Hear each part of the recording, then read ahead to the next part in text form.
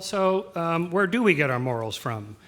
It can't be from the Bible, because almost nobody obeys, certainly not the Old Testament, and most of the New Testament. I mean, death penalty for adultery, there goes half of Congress. I mean, nobody is going to do this, right? So we pick and choose, we cherry pick from the holy books based on something else that's happened that I referenced in my opening statement of there's been this other change that's happened, this secularization of morality. That is, you have to actually have good reasons for why you hold certain moral principles, and you should be able to articulate them.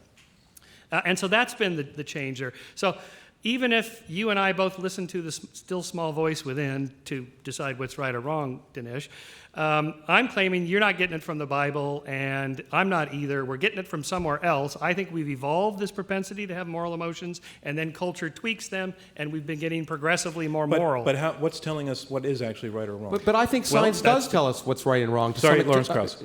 I think science does tell us what's right and wrong in a real way. Really? We have learned, for example, the scientific facts that certain animals can suffer, for example, affects our decision of how we should treat those animals, whether we should eat them or not eat them, or the scientific evidence that certain people of certain colors don't have different intellects, different capabilities, has changed the way we deal with other humans. But at bottom, science has determined the way we behave in the modern world. And science is telling us what's right or wrong.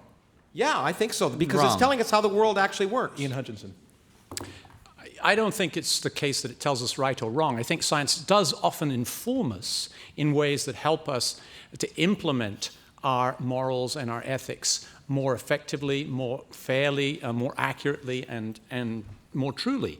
But in the end, it cannot tell us whether it's right or wrong to do something, because categories of right and wrong aren't scientific categories. Well, the Bible certainly doesn't tell us either. Well, you agree? so yeah, where do you get it from? Yeah, where do you get it?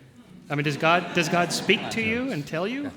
I'll answer that. Dinesh, First of all, we don't get, none of us, our morality from the Bible. It's not like I read the 10 Commandments and went, oh, stealing is wrong. Wow, didn't know that before. Killing is wrong. Incredible. Exactly. I already knew that. Okay. How did I know it?